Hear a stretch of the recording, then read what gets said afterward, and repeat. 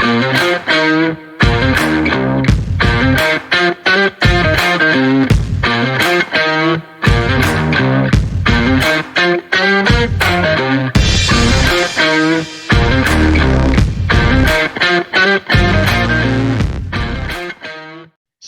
this is what we're trying to do this morning, guys. We're trying to bring you a live version of Brokers Open Podcast, right, Justin? It's Podcast Friday.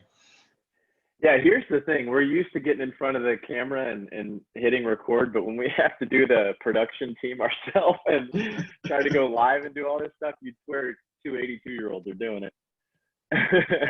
Yeah, no doubt. So normally Ben takes care of this for us and keeps us on track and everything. So this morning we're just going to try to kind of get through it here. But Ben's in the group, just sitting back enjoying what's going on. That's awesome this morning. So Justin, we got a lot to talk about, right? We're still in quarantine. We're still everybody's still at home, right? We've got the stay-at-home order still going strong. So how are you and Katrina doing? How are you and Katrina and Bogey doing? All right, let me do this. Hold on one sec. All right, boom. Go ahead and repeat that real quick for me. So how are you and Katrina and Bogey doing? Everybody doing good at your house? Yeah, Katrina and Bogey are doing good. Katrina gets to work from home a couple days a week at this point.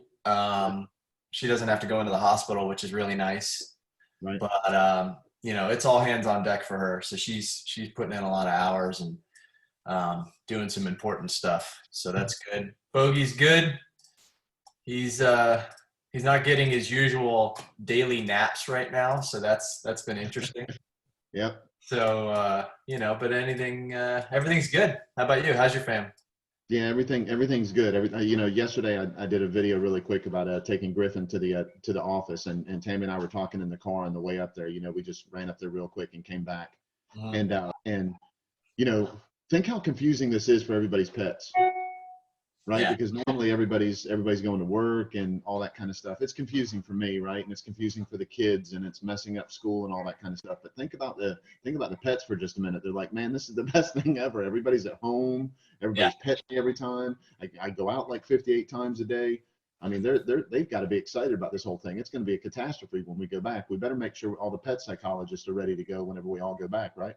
That's what makes me feel bad is that, on a normal week or a normal day, I go and let my dog out, whatever, but I feel like a bad pet owner now and realizing how much he's enjoying that home life. Because usually I'll come in here in the office for till lunchtime or something, and then I'll go maybe work the rest of the day at home. But he's probably loving this. Yeah, I'm sure he is. So by the way, our producer is over here to my left. It looks like everybody's right in podcast land, but Tammy's over here pointing stuff out and pulling stats up and all that kind of stuff for us. So we're hopefully going to be able to stay on track. That's her thumbs up behind my back for you people that are watching video instead of just audio on this. So yeah. So hopefully everybody's staying safe. Everybody's doing what they're supposed to. We're trying to contain this. We got to throw a shout out to a couple of people. And I know some of the agents, this is their family. So I want to make sure that we say this. Justin, you and I, every day that have talked about this, the healthcare workers right now, the people I love Publix. I've always loved Publix. They're just awesome. They're still killing it, doing a great job. You got people working in grocery stores. All of these people are still out there doing what they need to be doing, not to mention the real estate agents, right? But these other people are on the front line of things every day. That's just we appreciate the heck out of that. Them trying to keep things as normal for all of us while we're trying to stay quarantined. So we really appreciate that, especially if it's family of you guys out there. We sincerely appreciate all they're doing and all the sacrifice. So. Yep, 100%. I totally agree.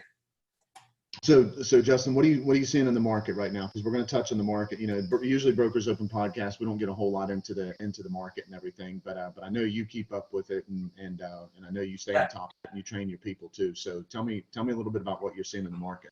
So I'm going to go like twofold into this, and I'm going to pull my MLS up as I do it. So when it comes to activity right now, I was expecting a complete real estate halt. I mean, I was expecting things to just completely fall off. There is an evolution of that has happened.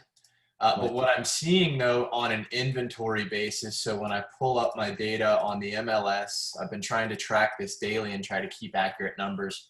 what I'm looking at with new listings, solds, pendings, those are really the lead indicators on the front end. I'm looking at everything falling by a third right now. So, everything has dropped quite a bit significantly there. I am noticing over double back on markets. So that is probably directly coronavirus related. So we're talking about, a third of the inventory that we're used to.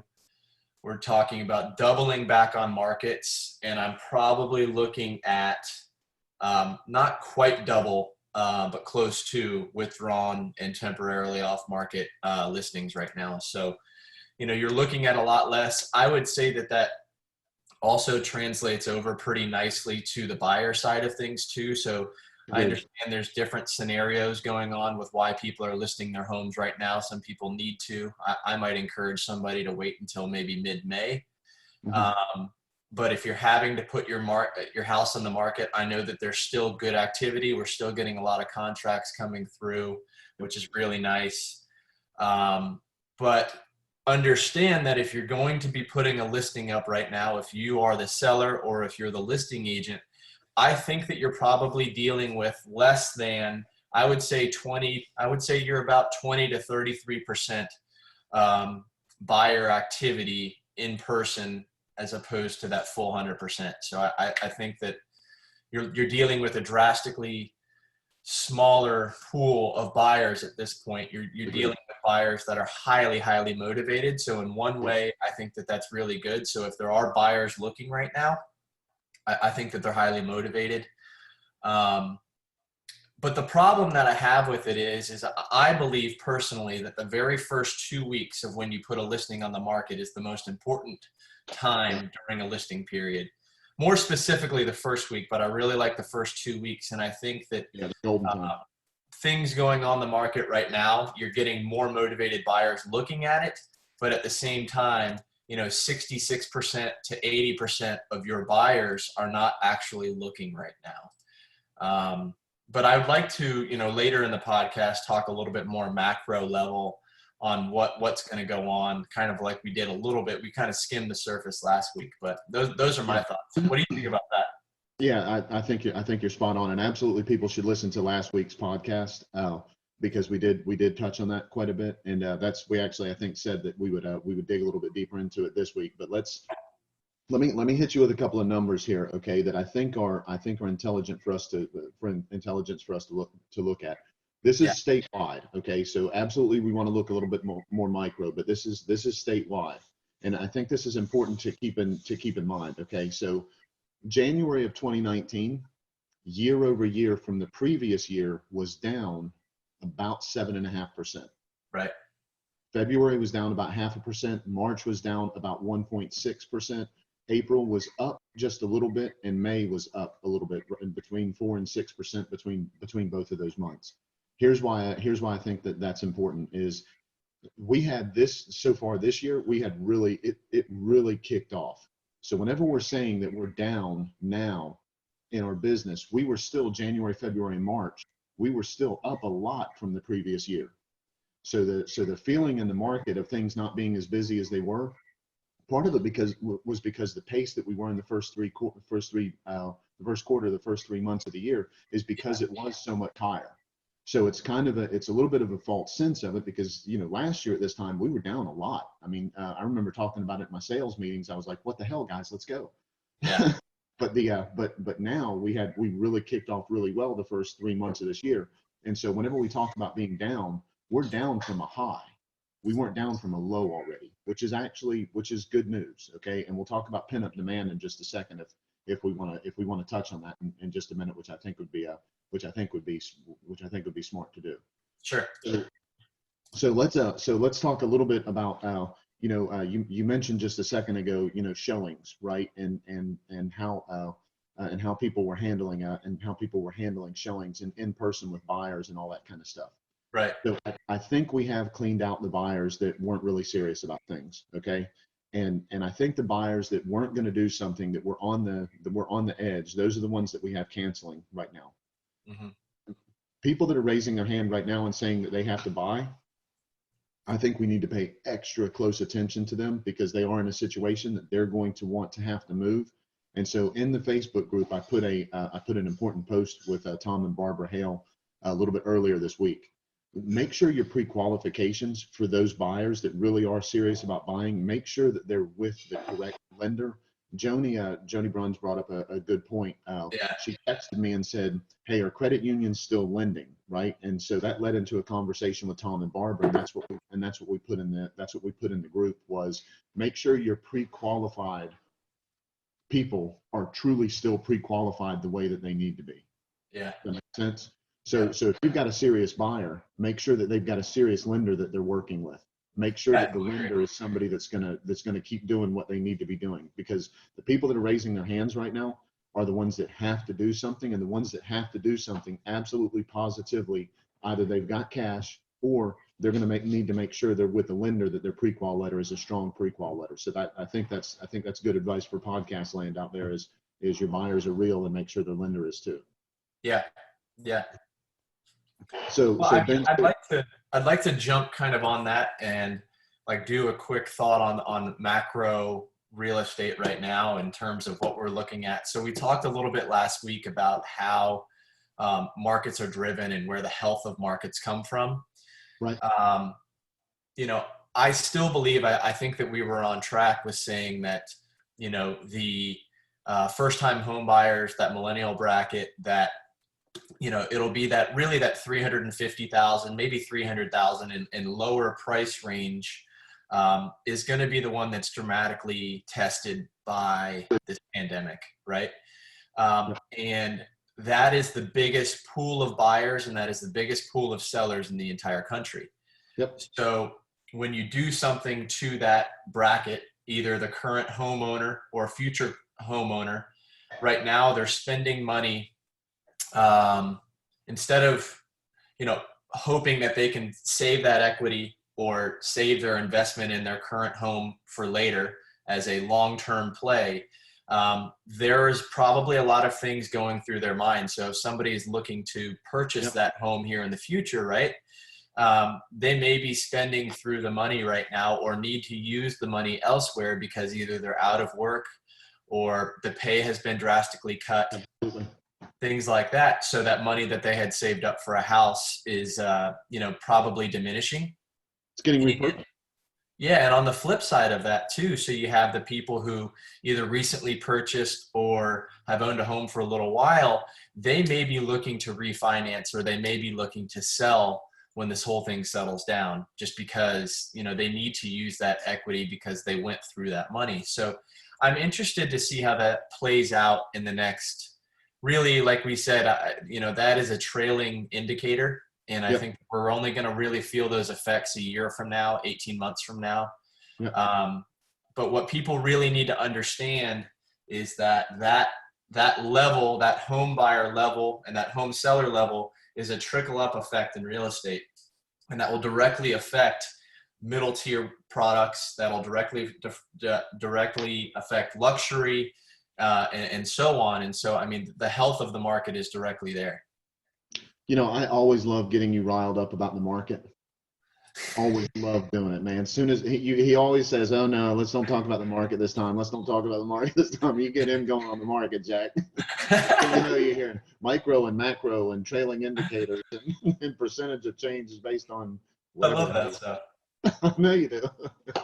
and it's all good stuff. And let's dig into the micro market afterwards, some of what we can look for, because I think that's a great point, what you just said about who's going to potentially be impacted the most on this. So let's dig into that in just a second. Before we do that, how much TV have you been watching? A lot of Netflix. Yeah, a ton. Same here. I saw a meme, you know, right as all of this started to land, and it said, "Okay, I finished Netflix. Now what do I do?" Right? Yeah. And so, you know, one of my favorite shows is Ozarks. I don't know if anybody out there in podcast land watches Ozarks or not, but Ozarks came out on March 27th, and March 28th at about, well, actually March 29th at about 3 a.m, I finished Ozarks. You're sick. So I worked it in every minute I could work it in and all that kind of stuff and everything. And I'd never been to watch stuff. Yeah. Oh, such a show. Jason Bateman's just awesome. Here's the thing about that, and I don't want to give any. I want to ask you about this because I don't want to give anything away in season. What season is it? Season 3. The most recent season. Yeah, season 3. It is like morbidly depressing and anxiety ridden. Like when I watch that show, my anxiety goes through the roof. It does. I feel so much better after an episode. I feel relieved because my life is not that bad. That cat puts up with so much crap. Every time that, you and I talk and we're like, hey, this is what's going on in the market. Yeah. And this is what we got going on and everything. I can just remember Ozarks and think, whew, it could be worse. Yeah. No, it's crazy. I mean, the guy he's brutal and he's dealing with like cartel land, and then he's got to go home to a mess as well. And so he's trying to juggle both of those things. It makes my life look like I know. I think he goes and deals with the cartel just because it's easier than dealing with his family. I ain't lying. It is incredible. But but what a good show. But so Netflix, right? So you get in there and you start watching these shows, and what they do is they start suggesting other things for you. Oh, I know. Right? They start suggesting other shows, and some of them I'm like, oh, I'm so glad it suggests that. And then some of them I'm like, where in the heck did it get that from? There's no way that I mean, you watch 10 minutes of it because you think it's going to be funny, and it's just absolutely not. But so Netflix stock, just like Zoom stock, man, it's got to be going through the roof right now, right? Those are things that we thought we wouldn't be paying attention to. You could never convince me that Zoom stock was a good idea 6 months ago. Here's what's interesting, I think, about what Netflix is doing. And so I think that they have power on the back end of what shows are quote unquote trending now and what ones are new, right? I mean, I believe that there's an algorithm to how many people are actually watching it. But I think what they're doing better than anybody else right now is they're playing into the psyche of everybody watching, right? So that they know there's two things in my mind that are happening on people that are watching Netflix right now. There is lack of social interaction, and then there is lack of competition. There's lack of following competition. So I think that the two shows that are playing the best right now are ones that play towards your competition side, and then the other side is that social interaction. You want to feel that reality, you want to feel that drama, and so those documentaries and then the sports stuff are the ones that I see the most are trending right now, and I feel like Netflix knows exactly what they're doing on that front. Well, and Outbreak I mean it's been in the top 10 for the top 10 movie for the past. I mean, I guess that's what you're thinking about whenever you say documentary, right? is Outbreak. Yeah. So real quick, so I'm getting a couple of different texts here. So some of them are saying that you're a little loud, Justin, and some of them are saying that I'm too quiet, meaning that it's up a little bit too much, and it's so I don't know if we can make some adjustments. Turn your volume down on your end on your outbound speakers. Okay. Just turn that down a little bit. Hopefully that helps everybody. Is that better, everybody? Hopefully it is. If not, just keep putting it in the chat there, and we'll get it figured out. We'll get it balanced. So so when we finish up today, Justin and I are going to jump on another podcast and record for a couple of more minutes and just talk about tech and putting it in your business. So be on the lookout for that one too, because this was kind of outside Justin and I's comfort zone to get all of this done, right? The Facebook Live, I don't mind that. Justin doesn't mind going Instagram Live. We don't mind being, doing the podcast and all that kind of stuff, but putting it all together has been a little bit of an ordeal here. And so that's why I've got to have my backup to my side over here helping us out. So we'll talk. I'm curious if that volume's right though. So let us know if that volume's a lot better for you guys. Back on the Netflix idea. So going back to what Netflix is doing, I'm watching a show right now. I'm almost done with the second season of it, of something that I never thought was possible. I posted about it on my Instagram yesterday, but it's the Formula One Drive to Survive. Yeah. And I know that I've talked to you about it. Mm-hmm. The people that know me, I am not a race car guy. I am not into that. Like, it's never been my thing. But I think that because I'm depleted of sports and that competition and all that stuff, I started this documentary. My brother's like, you got to watch it. I'm like, I don't want to watch that crap. I'm not interested in that. Right. My wife and I started. It's a true test when my wife's like, this show's awesome. So Yeah. I think everyone should watch it. Formula One. I am a Formula One fan right now. Absolute Formula One fan. I don't know if you can see that or not, but when you started talking about Netflix, that's what the producer here to my left put up. He likes Formula One. Ask him about Formula One is what she put. Oh my gosh. No, everyone I talk to, they're like, "Oh, how you doing? How's business?" I'm like, "Have you watched the Formula One documentary yet?" No, it's awesome.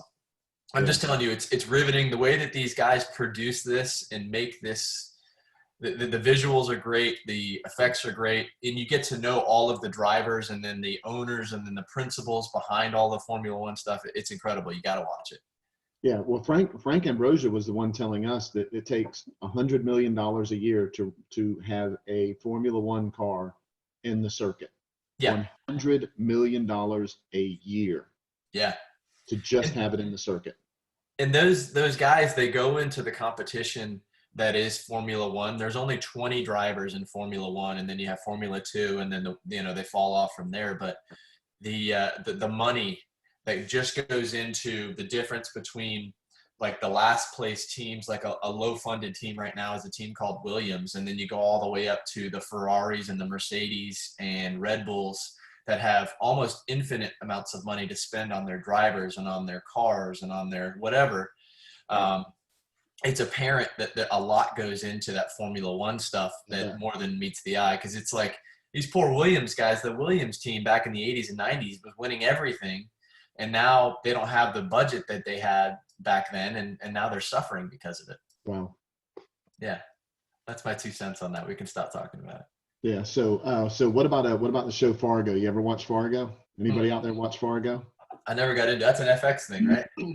Yeah, I haven't. So I think Tanisha was telling me about it, and she likes it, but there is a lot of there's a lot of good reviews on that one, and that one keeps coming up in my top 10 whenever I'll start sifting through it, and that's one that keeps popping up. So there must be something to that. So speaking of Netflix and entertainers and all that kind of stuff, like I said, I haven't been watching, I don't watch any news, anything along that line. I get all my stuff, either from YouTube or podcasts or things like that. So what about entertainers, man? It seems like it's awfully quiet out there with entertainers right now. Maybe I'm just missing it because I'm not plugged into that. But even when I wasn't plugged in before and the quarantine wasn't going on, it's still like the entertainers and the musicians and politicians and everything were still filtering in. But now it seems like it's gone really quiet, comparatively speaking. Is that just me, or are you seeing the same thing? I think it's definitely gotten quieter. What I have noticed is some of the people have really come to the forefront and helping the cause out. And so I'm big into country music, as you know, and the big country music festival was supposed to happen. And in lieu of that, a lot of big country artists did concerts from their living rooms. And it was a big charity benefit. And that got a lot of play. And I think it was really, really cool for them to do that. But I've seen various people do similar stuff to that. But I mean, really my exposure is only the people I maybe follow on Instagram or see on the news or, see on the morning news or something like that. But the country thing where they were playing from their living rooms was a really neat thing to see. It was very raw and you felt like you were there. Yeah. So the only thing I heard along that line was Adam Sandler did something for Jimmy Fallon. He did a quarantine song for him. Adam Sandler is just like the most ridiculously talented guy. Not only is he funny and can he make movies and act across the spectrum and everything, his singing isn't great, but he can certainly carry a tune and play the hell out of a guitar. But I did see that. But other than that, no, there hasn't been a whole lot else going on. No, I agree. that I've seen. So let's circle back around to micro market after all of this settles, right? So this is so you like you always like the numbers and all that kind of stuff, and I like the projections. I like listening to you talk and then figuring out what I think is going to happen after that. So let's talk about what happens whenever all of this. Let's talk about whenever we come out of all of this, what we think it's gonna look like, right? Yeah. So speculative purchasing has always been a part of what we're doing, and what we mean by speculative purchasing is somebody wants to buy something because they think it's going to offer them a certain lifestyle. moving up, moving down people, stuff like that. That's your speculatively purchasing, not to be confused with spec houses and stuff like that. Right. When someone has to move, they have to relocate, they're getting a new job, they lose their job, something like that. That's completely different than somebody saying, I want to be on the golf course now because I want to be offered that lifestyle, right? That's two completely different things. The ones where people are saying, okay, I want to move on to the golf course, or I want to be closer to the tennis courts, or I want to be closer to the beach, or I want that second or third home or whatever. That's the stuff right now that's being hit, in my opinion, the hardest. The people that don't have to move. The ones that have to move, the ones that are required to move, I think they're still moving just because they need to. Sure. Unfortunately, with the job situation, and like you said, savings for people is at an all-time low. Stocks are not performing well. There's going to be some people when we come out of this that absolutely positively have to move, not because they want to, Right. but because they have to move. Right. And at the same time, the speculative people will pick back up. Right. So if you're paying attention out there in real estate podcast land, that means when we start to come out of the other side of this, you cannot be preparing to do real estate. You need to be in it. You need to be connected with your people, because the speculative stuff is going to be happening because it's been pinned up, and the need to move is going to be up, plus regular demand in the market, whatever the combination of the two of those is. When we come out of the other side of this, you have to be up and running. You have to be connected with your sphere. The sites are going to blow up. Everybody knows that, right? That Zillow quit doing the open house thing, right? They quit letting you put the open house stuff on their site. That stuff is going to open back up, and when it opens back up, it is going to explode opening back up. Does everybody follow that? It is going to go gangbusters. You have to make sure that you're up and running at that point. Train can't be leaving the station. It will be too late. Right, Justin? Yeah, no, I totally agree. What an awesome point you made there. So when this does open back up, you need to be having the conversations right now if you're not already doing so, because you're not going to know where your client sits financially and what they're comfortable in right now, right? So I think it's vitally important for you to be having, crucial conversations with your friends, with your family, with your clients, because you're having those conversations now. It's not going to come to as a surprise to you at that point when this all does shake out. So the relationship side of the business, I think, is more important now than ever. Yep. So you nailed that 100%. And you're right. I think there is two sides of the market. I think that you got the speculative side. I think that there's a lot of capital being raised right now because of the irrational behavior of the stock market. And so I think that there's a lot of funds being raised in terms of real estate investment type of stuff out there. And then you have the flip side of that coin where, you have families and individuals who are directly impacted by this situation, for better and for worse. And so I think that you need to play to both sides of that. If you're really going to be the true real estate advisor, the consummate professional, there's definitely two sides to that. You got to have that relationship aspect, and then you also got to have your hand in the bucket over on the investor side too, because it's going to be both sides, and it's going to be fast, and it's going to be really, really fast paced. And if you're trying to catch up with everybody that's going on let's say day one, whenever day one is, you're too late. You're too late. We always talk about, there's the trailing indicators again of what do we say? What happens, what you do today is going to affect your business in 90 days, right? Right. I think that is magnified right now. Right. Completely, absolutely, completely agree. And so making sure. So let's talk about the conversations real quick that they can have, because you and I both hit on it every podcast since all of this started. We talked about making sure you're connected with your sphere of influence. We talked about making sure you're having conversations with them. Let's talk a little bit about those conversations, because we both just hit on something that's really critical here. You need to understand where they're at financially, but right now is not the time to just jump in with that question. And people are already emotional about some of this, right? Maybe a lot, maybe a little bit. They're already emotional about this. You can't just jump in and say, okay, where are you at? Are you going to have to sell? Are you going to have to buy? Are you going to have to whatever? At this point, the most important thing to do is to be empathetic and listen. You're going to be able to hear, you're going to be able to read between the lines what's going on with them if you're having conversations with them on a regular basis. You don't need to be having conversations with 980 people. Go ahead and get to the core of who you deal with. It's depending on how big your sphere of influence is, 50 to 150 people, and make sure you're connecting with them and really listen to what they're saying is going on in their life. You know, are they, you know, upset because one of the two of them, you know, just, you know, had to apply for unemployment, right? Did somebody get furloughed? You know, is there something else going on with them financially that's going to make a difference? Are they, every time in the conversation, are they talking about how hard they're getting hit in the stock market, right? All of those things are going to make a difference. That is not the opportunity to be a vulture, but it is absolutely the opportunity to make sure that you make notes and stay connected with them on what's going on. Yeah. Because if you're connected with them and they know that you're there to help and they're comfortable having that conversation with you, and they are in a tough position when all of this settles, you're going to be there to be able to help them the way that you need to be able to help them, because you were the one that listened whenever it was time to actually listen. That's an awesome point. Yeah.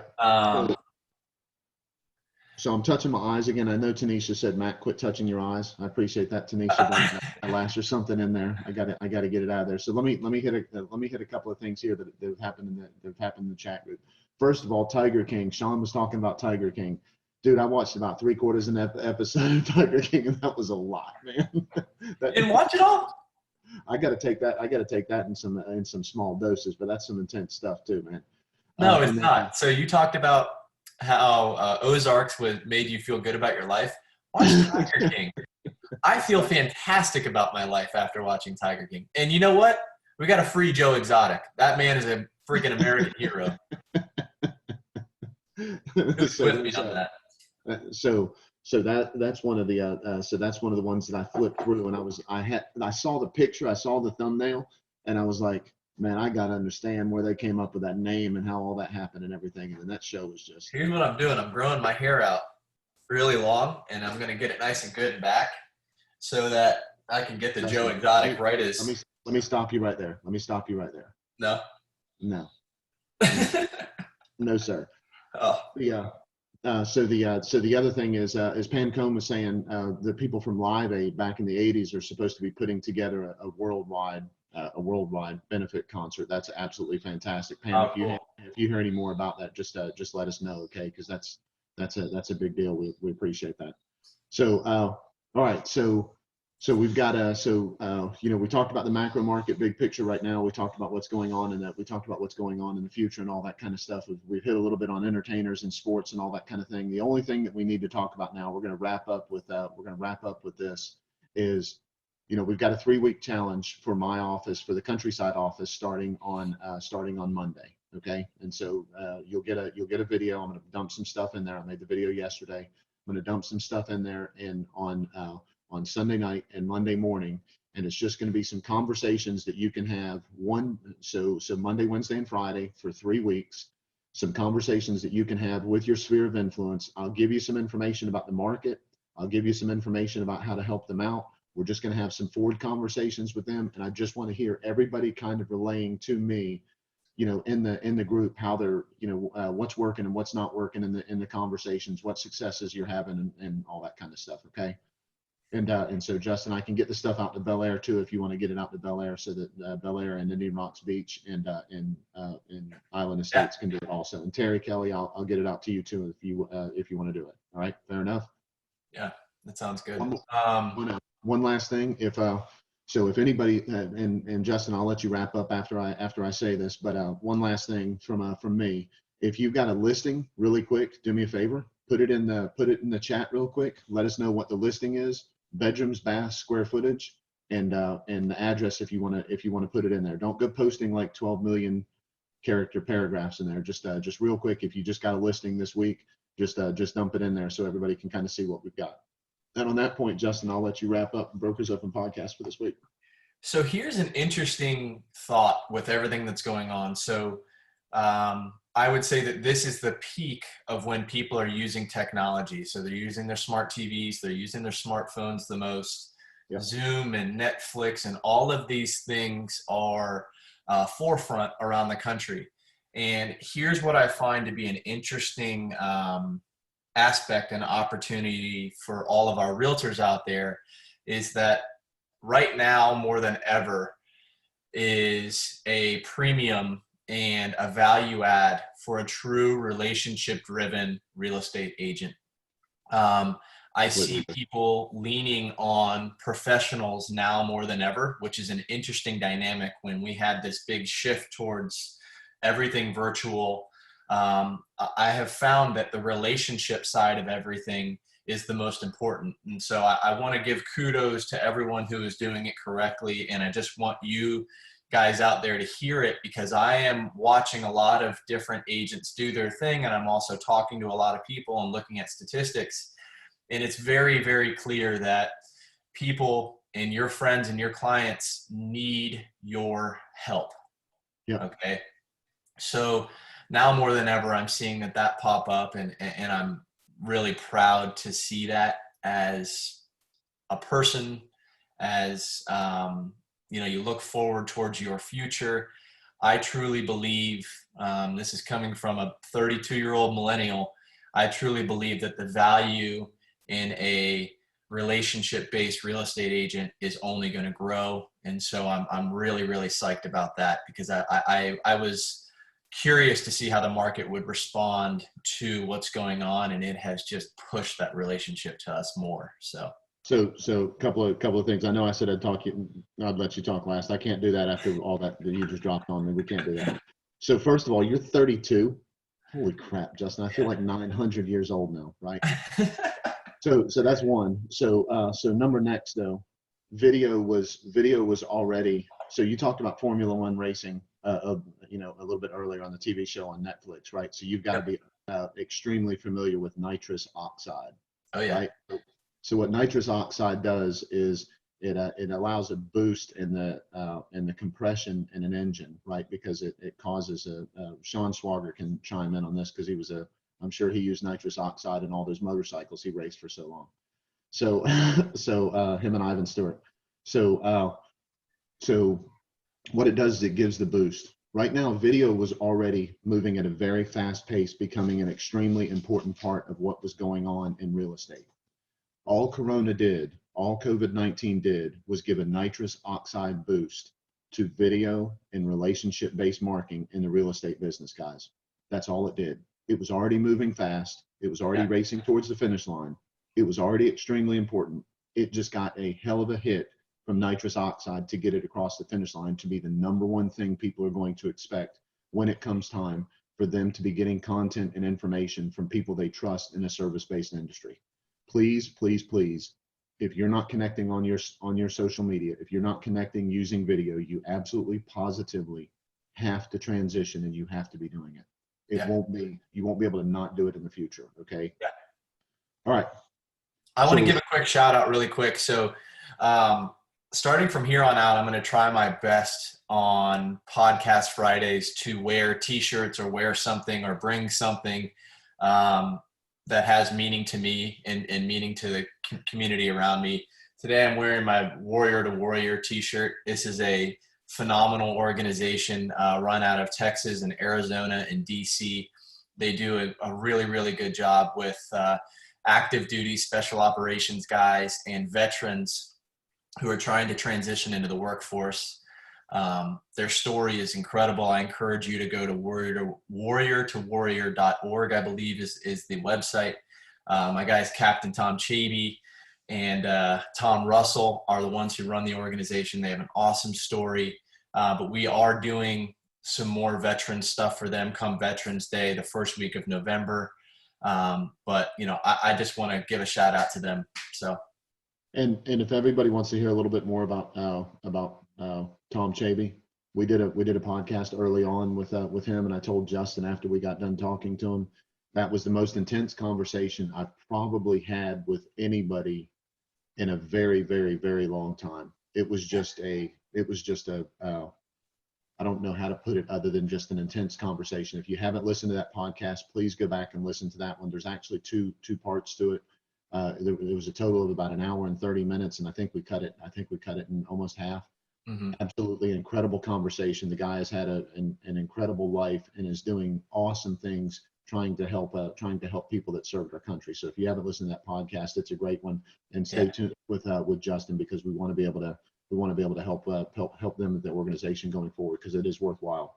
So Justin, what do people have to do, right? They got to like, they got to subscribe, they got to share this, right? Yeah, absolutely. We're on every platform. You got Facebook, which is probably the easiest for a lot of people, and then YouTube, and then we do have a few things up on iTunes, but we're concentrating more on Facebook and YouTube. So definitely like, subscribe, comment. You know, we want your feedback.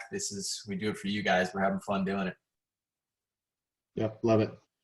So Pam Cone just asked, where do we find the old podcast? So you can go to YouTube if you want to find them. Is probably the easiest way if you want to watch them.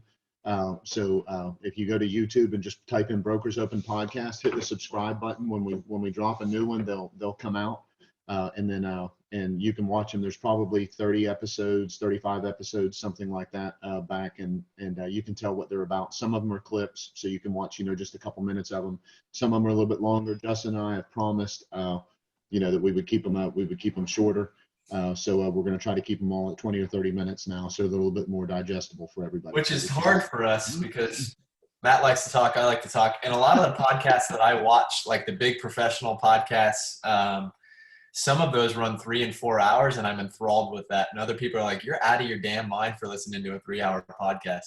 But if you haven't listened to any of the Brokers Open podcast, I think that first one, that one with Tom Chavey. So go listen to there's 2 episodes of Tom Chavey, 24 years in the Navy SEALs. I mean, he has been there, done that. And what an awesome human being. He works for University of Michigan football, Tampa Bay Lightning, tons of big companies as well. But if you want a little glimpse into Brokers Open podcast, that might be a good one. Boy, I tell you what, my heart rate during that entire interview was probably at 160. It was intense. It was intense for sure, all the way around. Yeah.